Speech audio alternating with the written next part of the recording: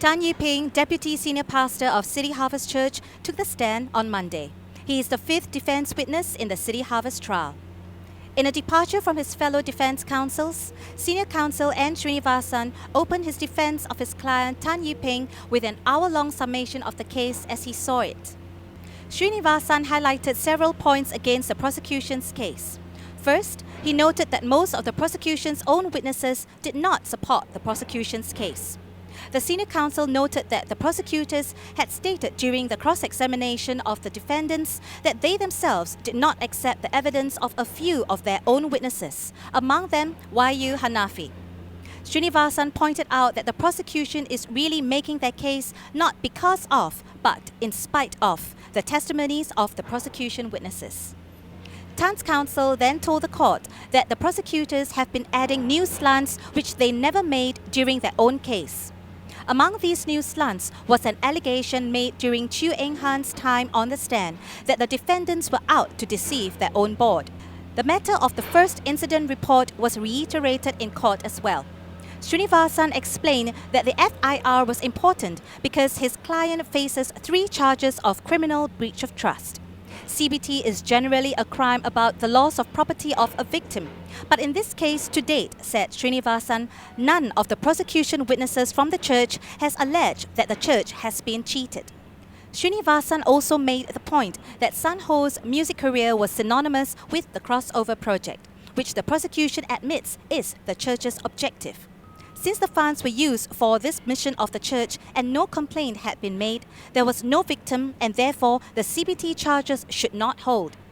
The senior counsel suggested that those charges be dropped.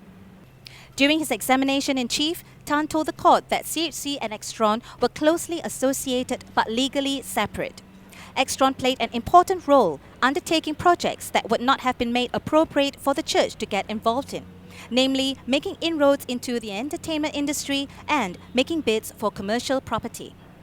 Tan called it a sensitive relationship that CHC and Extron had, one that Auditor Fung had been made aware of and consulted on since the early 2000s. The court also heard that the reason Tan Yiping had concerns about Auditor Sim Guan Singh's push to consolidate CHC and Extron was the church's property search. Tan told the court that in 2005, Extron and Eng Hwa had entered into a joint venture to bid for a piece of land in the Bugis area, and they were the highest bidder. However, they lost the bid within a few minutes. Later, they heard from some grapevine that it's because the URA knew that behind this is the church. From that point on, the team was careful to distance Extron from the church when it comes to acquiring a commercial property. At the end of his examination in chief, Tan Yiping told the court that he had given 10 years of his life to the crossover project and City Harvest Church's property search. Even though the last 5 years have been very tough for him, he told the court he is happy that CHC has fulfilled its vision of finding its own property at Suntec Convention Centre. What saddens him is that the other objective of the church was not met. The crossover album was not launched because of the investigation, and the church did not launch into global missions. Tan echoed his fellow defendants when he said that he would never do anything that will cause loss or to harm the church. In cross-examination, Aaron Lee, representing CHC's senior pastor Kong Hee, questioned Tan on his client's involvement with the bonds. Tan told the court that Kong was aware of the schedules of the bonds but did not get involved with the technicalities. What Kong was concerned about consistently was that the team had checked and received approval from professionals like the lawyers and auditors when it came to important matters. Tan told the court that Kong would not move on without the lawyers and auditors' approval and constantly emphasized that he didn't wish to bring potential reproach to the church. The other defense counsels for John Lam, Sharon Tan and Serena Wee, as well as Chew Eng Han, who is representing himself, finished their cross-examination today.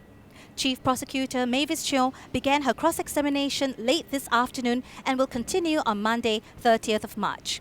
For more information, please log on to citynews.sg. I'm Sandy Yeoh for City News.